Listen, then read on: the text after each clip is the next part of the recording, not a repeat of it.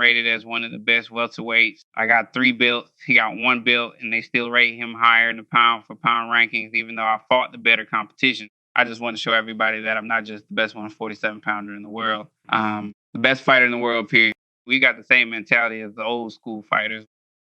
We don't back down. If I push him, he's going to push me harder. He can push me, I'm going to push back harder.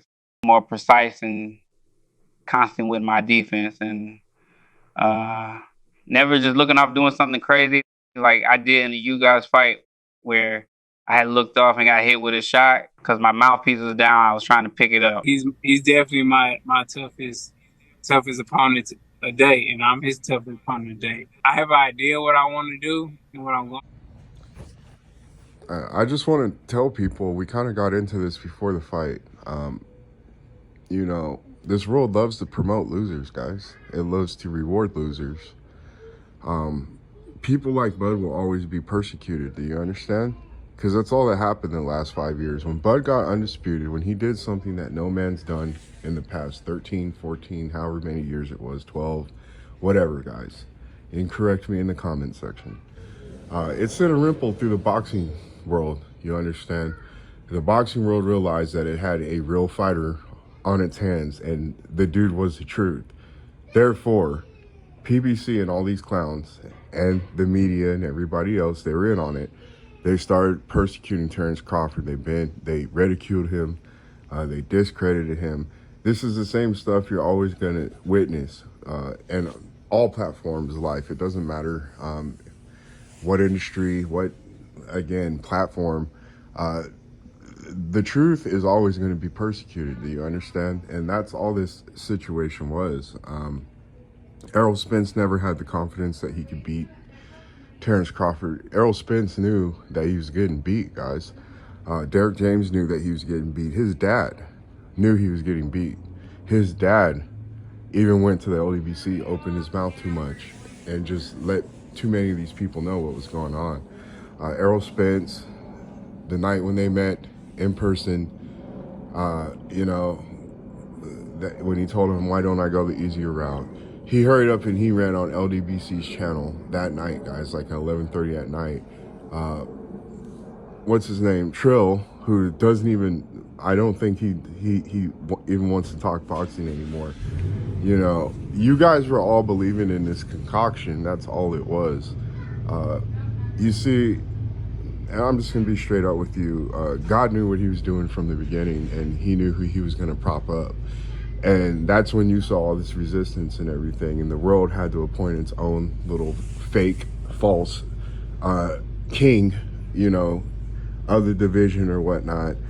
But boxing's been moving towards this fake it till you make it type sport. Like I've been telling you guys, I'm tired of all this make-believe, especially when it comes to this sport. I'm going to give you another example. You clowns that really believe in Gervonta Tank Davis, he's another, and we already done a video on this, he's another media creation. You know, he's not ready for no real fight either, and he's almost 30 years old. It's the same process over and over again at PBC. You know, and it's just going to continue to get worse. People really believe that Tank can move up, a guy who had to drain Ryan Garcia and knock out Terrence Crawford. Like, you guys, you're just out of it right now, man. And you guys need to sober up. We saw Errol Spence from the beginning, even before the car wrecks and everything else, people telling us these stories about this guy going out and drinking, partying, and all this nonsense. You could see it right there from the beginning. It's really not this crazy conspiracy story, you know what I'm saying? It's really not. This man was unprofessional for a good portion of his career. He makes very dumb decisions. On top of that, you're one of the most basic fighters. We told you from the beginning in the consensus top 10, you know, he's the least skilled guy. You saw a man who had to punch people in their balls out of frustration when he's getting clipped up, and he did this consistently throughout his career. We knew he was never that dude. This was just a game of popularity contest. Like I said, I think there is some truth to the neurological aspect of this, because the man, you know, it's not just alcohol what he was doing, guys. He was doing some pretty hardcore stuff. When you see a man start doing homosexual acts, especially when they're intoxicated, you're just too high off of life, man. We've covered all this on this channel, guys. Errol Spence did not heed warnings. He did not heed calls for him to change his ways. I'm just telling you that right now. He kept a certain group of people around him, and these people lowered him. Do you understand?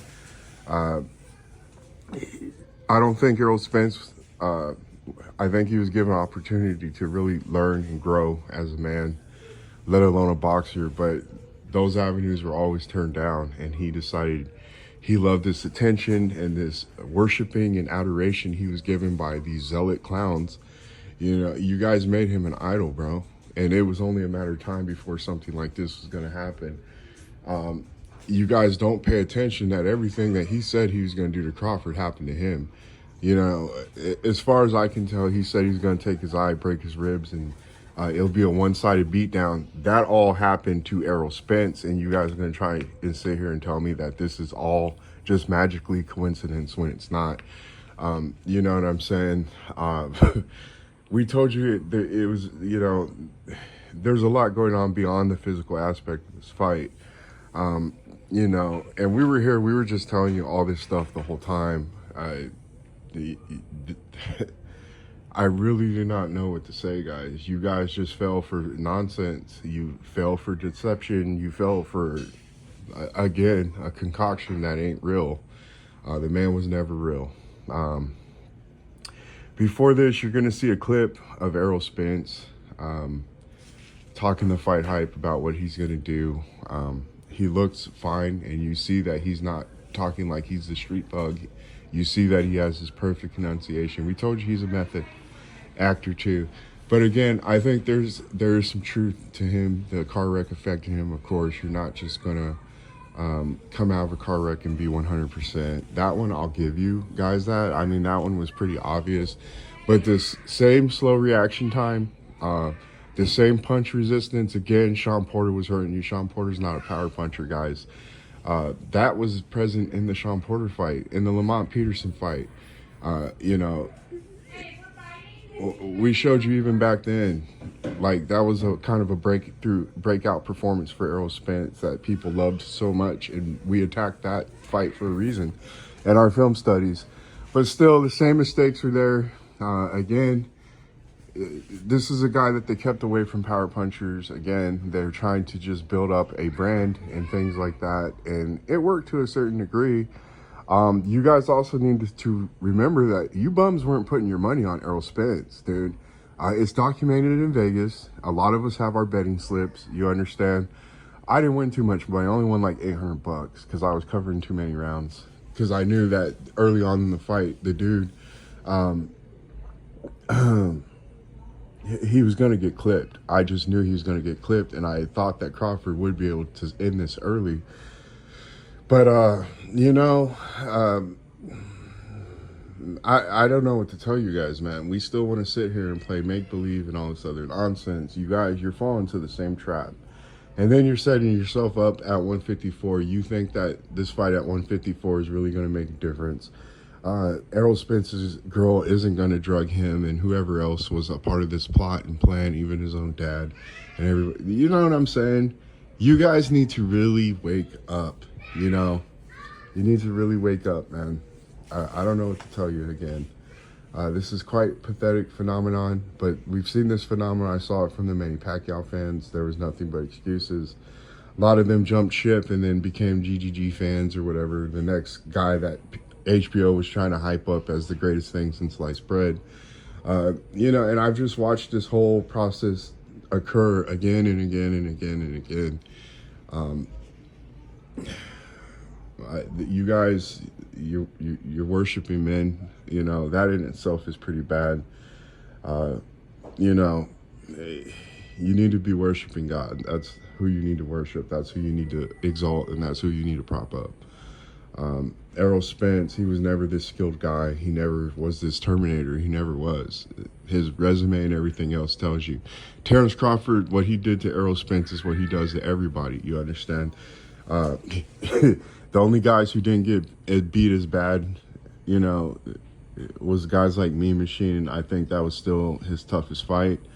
You know, there have been guys that made it to the 12th round, you know, but it's always one-sided fashion in how Crawford does his crap. It's not like Canelo and these other dudes where there's controversies, where there's split decisions and things like that. This is very consistent in Terence Crawford's career. Again, evidence is right there in front of all you guys, and you guys still want to deny evidence and make it up. Crawford wraps his own gloves. I saw that Derek James, I saw a dude make a video where he was checking Terence Crawford's gloves when they shook hands. He squeezed them or whatnot. You guys are here claiming that he patted his gloves and all this whatever nonsense, guys. You guys have to, I think, take a breath and really look at yourselves, man, and realize just how insane you guys are being right now. But I'll be called the one that's insane because I'm telling you that, you know, God promoted Crawford. You know, that's fine with me. You guys can believe in the aliens and Errol Spence too while you're still at it. And you think 154, he's just going to magically learn things that he's never employed in his career. I will say this, though, but Crawford was already aware of this too. Errol Spence did understand that he could start timing Crawford with a overhand left, you understand? So he tried to do his offbeat, off cadence type timing on Crawford. But Crawford was already aware of that as well, you know. In fact, he lured him in and caught him with that uppercut that knocked him down the second time. He was aware of everything that's going on in that ring. And I'm telling you, 154 isn't going to make much of a difference. Maybe it's another confidence placebo for Errol Spence. But when he gets back in that ring again, you're going to see the same shook Errol Spence. You're going to see, if he wants to have Derek James is going to be shook too. You know, they're going to do the same thing. They're just going to want to do it harder, and that's all you're going to see. And it's just going to lead to him getting knocked out quicker. You know, he tried to come back after getting knocked down and things like, you see that his effort-wise, he tried to push on the gas, and Terence Crawford was just too much for him every step of the way, guys. You know, a bunch of us saw this coming. You guys just didn't want to believe it. You wanted to sit here and talk about the man's business. You know, when he's been making more money than Errol Spence, you know, that he has a slave contract, although it was Errol Spence the whole time that was in a slave contract getting paid stipend. I can even post a video of you guys. It's on the internet where he admits that he's being paid by stipend. You know, these dudes, they just put a con job on you, man. And people did see this, but you guys kept denying it, and you're still trying to deny it right now. And I'm telling you, it ain't going to change. You know, as long as Crawford stays humble and he knows his place and he doesn't get besides himself and do what Errol Spence said over here, claiming to be Moby Dick and all this other nonsense, you know, he praised God. You know, he needs to stay humble.